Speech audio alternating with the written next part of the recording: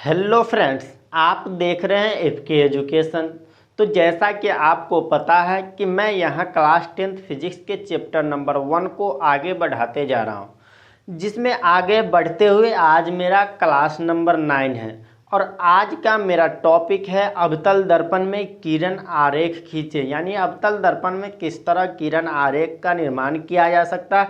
और यह एग्ज़ाम के लिए बहुत महत्वपूर्ण टॉपिक है। अगर इससे पहले वाला मेरा वीडियो नहीं देखें तो वीडियो के डिस्क्रिप्शन में उसका लिंक मिल जाएगा, आप वहां से भी उन वीडियो को देख सकते हैं। तो आज का मेरा टॉपिक क्या है, अवतल दर्पण में किरण आरेख खींचे, यानी कि अवतल दर्पण में किस तरह से किरण आरेख खींचेंगे। तो आपको सबसे पहले क्वेश्चन लिखा रहेगा कि अवतल दर्पण में किरण आरेख खींचे जब वस्तु अनंत पर स्थित हो। तो हमें क्या क्वेश्चन रहेगा कि किरण आरेख खींचे जब वस्तु अनंत पर स्थित हो, यानी वस्तु की स्थिति में हम क्या लिखेंगे कि वस्तु अनंत पर स्थित हो। देखिए, वस्तु की स्थिति है और वस्तु की स्थिति में क्या लिखेंगे कि वस्तु अनंत पर स्थित हो।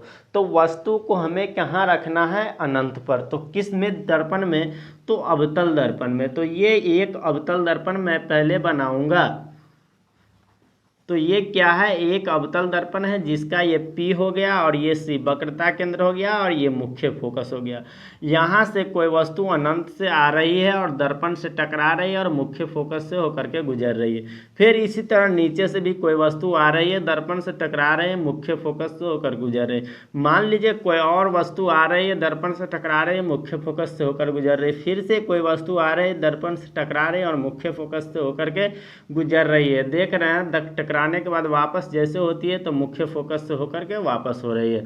तो यानी ये क्या हो गया कि यहाँ पर देखिए आप, फिर सेकेंड क्वेश्चन यहाँ पे इस तरह से पूछा जाएगा कि जब वस्तु अवतल दर्पण में जब वस्तु अनंत पर स्थित हो तो उसके प्रतिबिंब की स्थिति कहाँ बनेगी, यानी प्रतिबिंब का निर्माण कहाँ होगा।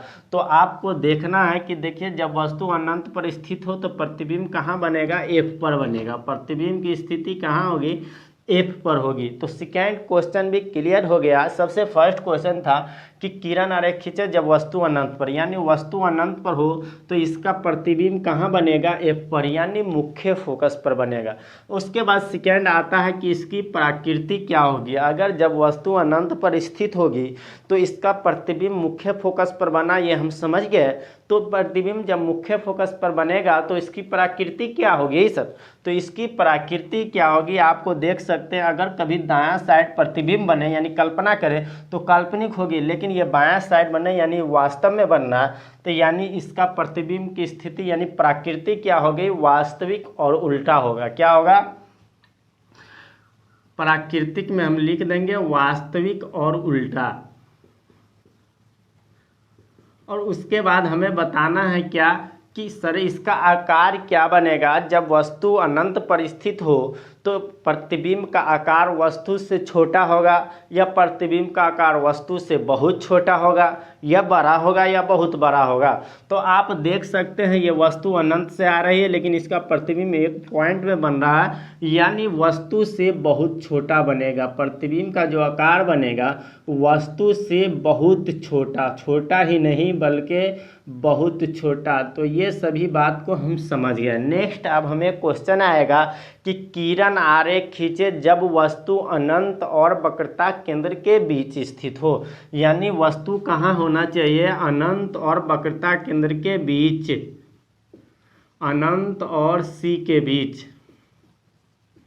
देखिए किस तरह से हम समझे कि सेकेंड में क्या होना चाहिए। देखिए पहले अनंत ले लिया, अनंत के बाद ये C आ रहा, तो हम क्या लिखेंगे सेकेंड में, इस तरह से सबसे पहले अवतल दर्पण बना देंगे। और अवतल दर्पण में यह इस तरह से, ये क्या है, ये P हो गया और ये C हो गया और ये मुख्य फोकस भी हो गया। हमें वस्तु को कहाँ रखना है, ये वक्रता केंद्र और ये अनंत, यानी इन सभी के बीच में कहीं यहाँ पर रख देना। यहाँ से वस्तु क्या हो गया कि यहाँ से दर्पण से टकराया, फिर से मुख्य फोकस से होकर के गुजर गया, फिर कोई वस्तु आई वक्रता केंद्र से होती हुई दर्पण से टकरा गई। इस तरह से देख रहे हैं ये वस्तु जा रही है, इस तरह से ये वस्तु जा रही है और इस तरह से ये वस्तु वापस हो रही है। तो आप देख रहे हैं कि इस वस्तु को हम यहाँ रखे, यहाँ से कोई किरण निकल करके चले गया और जाने के बाद देख रहे हैं इस वस्तु का जो प्रतिबिंब बना, यहाँ पर बना, कहाँ पे बना प्रतिबिंब, यहाँ पर। इसको ए मान लीजिए और इसको बी मान लीजिए, इसको ए डैश मान लीजिए, इसको बी डैश मान लीजिए। अब क्वेश्चन निकल कर आता है कि जब वस्तु को अवतल दर्पण में जब वस्तु को अनंत और वक्रता केंद्र के बीच में रखते हैं तो उसका प्रतिबिंब कहाँ पे बनता है। तो आप देख सकते हैं कि इसका प्रतिबिंब सी और एफ के बीच में बनता है। तो क्वेश्चन क्या आता है कि अवतल दर्पण में जब वस्तु को अनंत और वक्रता केंद्र के बीच में रखते हैं तो उसका प्रतिबिंब कहाँ बनता है, तो सी और एफ के बीच में बनता है। तो प्रतिबिंब कहाँ बनेगा, सी और एफ के बीच बनेगा। कहाँ बनेगा, और देख सकते हैं सी यानी वक्रता केंद्र, एफ मतलब मुख्य फोकस। इसे इस तरह भी लिख सकते हैं, वक्रता केंद्र और मुख्य फोकस के बीच बनेगा। उसके बाद देखिए क्या आता, प्राकृति। प्राकृति इसमें भी सेम हो जाएगा, वास्तविक और उल्टा हो जाएगा। ये भी वास्तव में बना यानी वास्तविक और उल्टा हो जाएगा। और आकार में आप देख सकते हैं, आकार में भी हो सकता है कि वस्तु से बड़ा, बहुत बड़ा, या वस्तु के बराबर, या वस्तु से छोटा। तो आप देख सकते हैं वस्तु इतना बड़ा रखे लेकिन प्रतिबिंब इतना बड़ा बना, यानी वस्तु से थोड़ा छोटा बना है, यानी वस्तु से छोटा कह सकते हैं, यानी बड़ा नहीं। तो वस्तु से क्या बना, छोटा बना, वस्तु से छोटा बना। ये भी आप, हमें उम्मीद है कि समझ गए होंगे। थर्ड हमें क्वेश्चन निकल कर के आता है कि किरण आरेख खींचे जब वस्तु वक्रता केंद्र पर स्थित हो। हम पहले क्या देखे, वस्तु अनंत पर था, उसके बाद देखे कि जब वस्तु अनंत और वक्रता केंद्र के बीच में था।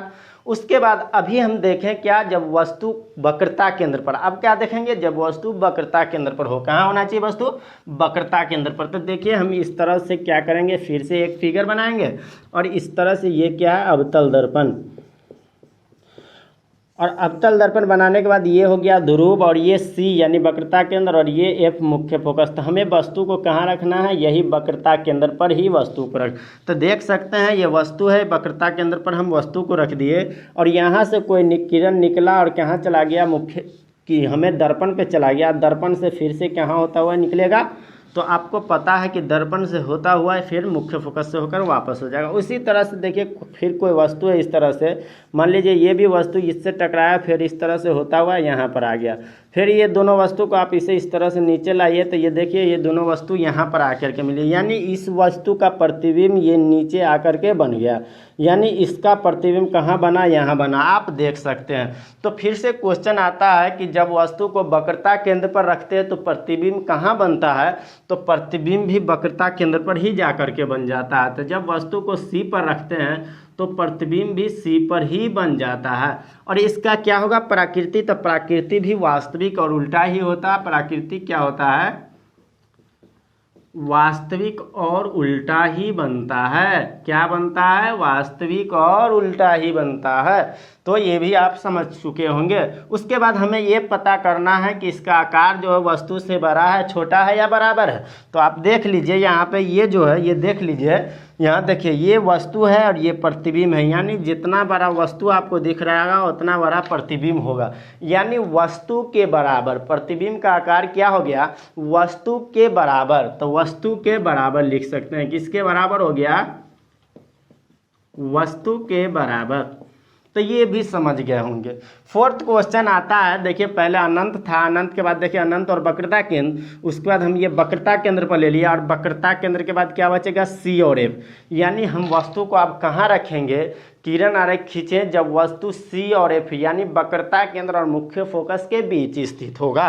तो हमें क्या करना है, किरण आरेख खींचना है जब वस्तु सी और एफ के बीच स्थित हो। कहाँ वस्तु स्थित होना चाहिए, सी और एफ के बीच वस्तु स्थित होगा, तब हमें किरण आरेख खींचना है। तो देखिए किस तरह से सी और एफ के बीच में किरण आरेख को रखेंगे। यहाँ मान लीजिए ये कोई क्या है, अवतल दर्पण है। इस तरह से फिर से हम एक फिगर बना लेंगे, ये पी हो गया और ये C हो गया और ये F हो गया। यहाँ पे कोई वस्तु को हम इस तरह से रख दिए, ठीक है। तो ये C और F इन दोनों के बीच में ये वस्तु है। यहाँ से क्या होगा, किरण निकलेगी, दर्पण से टकराए, फिर मुख्य फोकस से होकर के गुजरी, और एक और किरण निकली जो वक्रता केंद्र से होती हुई गुजर गई, और फिर दर्पण से टकराए, फिर नीचे इस तरह से गई, फिर नीचे ये इस तरह से, फिर ये इस तरह से, और इस तरह से जाने के बाद देख सकते हैं ये दोनों आकर के यहाँ मिल गए। यानी देखिए अनंत और वक्रता केंद्र के बीच जाकर के मिली। तो इसमें हम क्या करेंगे कि जब वस्तु को C और F के बीच रखा जाता है तो प्रतिबिंब कहाँ बनता है, तो प्रतिबिंब अनंत और C के बीच बनता है। तो प्रतिबिंब कहाँ बनता है, अनंत और C के बीच। कहाँ बनता है, अनंत और C के बीच। और उसके बाद क्वेश्चन आता है कि इसकी प्रकृति क्या होगी। तो देख सकते हैं बायां साइड यानी वास्तविक और उल्टा ही बना। क्या बना, वास्तविक और उल्टा। उसके बाद क्वेश्चन आता है कि वस्तु का क्या है आकार। देखिए वस्तु हमें इतना ही बड़ा, लेकिन देखिए प्रतिबिंब कितना बड़ा बना, यहाँ से लेकर के यहाँ तक बन गया। आप देख सकते हैं ये देखिए यहाँ से यहाँ तक, यानी वस्तु से बड़ा बना।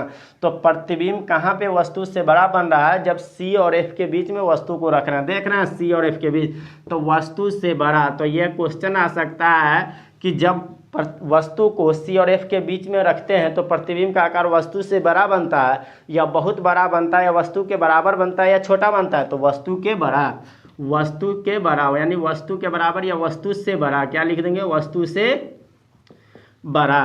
अब नेक्स्ट क्वेश्चन निकल कर आता है। देखिए हमने C और F के बीच भी रख दिए। अब क्या है, उससे आगे बढ़ेंगे तो क्या आएगा, मुख्य फोकस। तो किरण आरेख खींचे जब वस्तु मुख्य फोकस पर स्थित हो, यानी वस्तु कहाँ होना चाहिए, मुख्य फोकस पे, यानी F पर होना चाहिए। तो देखिए इसी का आपको स्क्रीनशॉट लेना है तो ले सकते हैं, या वीडियो को रोक करके इसे नोट कर सकते हैं। आपको नोट करना एक पेंसिल और एक डिवाइडर और एक स्केल लेकर के आप इजीली इसे बना सकते हैं। कोई जोर ज़बरदस्ती करने की ज़रूरत है ही नहीं है। अब देखिए इसे मैं मिटा रहा हूँ। अब फिर से आप यहाँ वस्तु को कहाँ रखना है, हमें वस्तु को रखना है देखिए F पर। तो किरण आरेख खींचे जब वस्तु कहाँ स्थित हो, F पर, यानी मुख्य फोकस पे। तो मुख्य फोकस पर अगर वस्तु को रखने को कहा और किरण आरेख, तो इस तरह से हम किरण आरेख खींचेंगे। देख सकते हैं ये हो गया, ये क्या है हमारा P यानी ध्रुव हो गया, और ये क्या है C मुख्य वक्रता केंद्र, और ये F मुख्य फोकस। अब देखिए हमें वस्तु को यहीं पे रखना है, यानी ये मुख्य फोकस पर रखना है वस्तु को। और देखिए मुख्य फोकस पर जब जो वस्तु को रखें तो ये क्या हुआ, आप डायरेक्ट किरण निकली और कहाँ गई, दर्पण से, और दर्पण से टकराते हुए फिर से मुख्य फोकस से होकर के गुजर गई। फिर से कोई वस्तु इस तरह से आप लीजिए और इस तरह से देखिए वक्रता केंद्र से होते हुए इस तरह से गुजर गए। अब देखिए ये दोनों वस्तु को आप ले जाइए, लेकिन ये वस्तु कहीं अनंत पर जाकर के मिलेगी। यानी आप इसे कह सकते हैं कि देखिए प्रतिबिंब की स्थिति कहाँ जाकर के बनेगी, अनंत पर। तो जब वस्तु को F पर रखेंगे तो प्रतिबिंब कहाँ बनेगा, अनंत पर। क्वेश्चन आएगा कि जब वस्तु को अनंत पर रखेंगे, जब वस्तु को मुख्य फोकस पर रखेंगे तो प्रतिबिंब का निर्माण कहाँ होगा, C और F के बीच, या मुख्य फोकस पर, तो या अनंत पर। तो आपको आंसर कहाँ मारना, अनंत पर। तो वस्तु की स्थिति कहाँ बनेगी, प्रतिबिंब अनंत पर बनेगा। देख सकते हैं यहाँ। उसके बाद क्वेश्चन आएगा कि वास्तविक और उल्टा। तो हाँ ये भी वास्तविक और उल्टा ही होगा। क्या होगा, वास्तविक और उल्टा। उसके बाद देखिए वस्तु से बड़ा होगा या वस्तु के बराबर होगा, या वस्तु से छोटा होगा या वस्तु से बहुत बड़ा होगा। तो देख सकते हैं आपकी वस्तु मान लीजिए और भी ये इतना ही बड़ा, लेकिन अनंत में जाकर के कहाँ बनेगी, बहुत ज़्यादा बड़ा, यानी सूरज के इतना दूर चला जाएगा। तो समझ सकते हैं कि वस्तु के बहुत बड़ा, यानी इसे क्या लिख सकते हैं हम, वस्तु के बड़ा ही नहीं, वस्तु से बहुत बड़ा, वस्तु से बहुत बड़ा। उसके बाद नेक्स्ट क्वेश्चन निकल करके आता है कि किरण आरेख खींचे जब वस्तु, देखिए F पर रख दिए, F के बाद क्या आएगा, P और F के बीच स्थित हो। तो किरण आरेख खींचे जब वस्तु P और F के बीच स्थित हो, यानी मुख्य फोकस और ध्रुव के बीच स्थित हो। तो हमें किरण आरेख खींचना है जब वस्तु क्या हो, P और F के बीच। तो आपको इस तरह से P और F के बीच का किरण आरेख खींच लेना। देखिए सबसे पहले ये क्या होगा, एक अवतल दर्पण। फिर से इस अवतल दर्पण को हम कलेक्ट कर दे रहे हैं।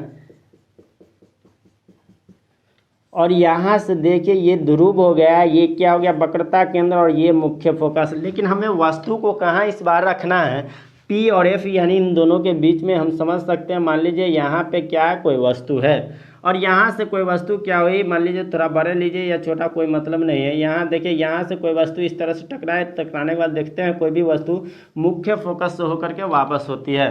फिर उसी तरह एक और किरण है, यह इस तरह से वक्रता केंद्र से होते हुए यानी यहाँ से टकरा के वस्तु से इस तरह से आगे मुँहे चले जाएगी।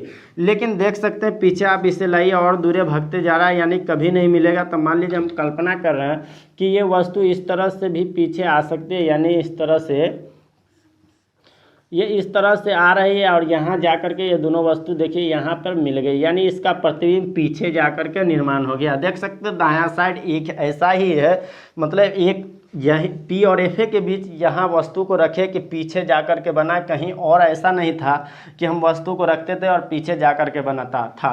लेकिन हम जब वस्तु को P और F के बीच रखे तो यहाँ प्रतिबिंब जा कर के दर्पण के पीछे बन गया, देख सकते हैं। तो यानी यहाँ पे हम क्या लिखेंगे, प्रतिबिंब की स्थिति दर्पण के पीछे बना, या सामने नहीं तो क्या बना, दर्पण के पीछे।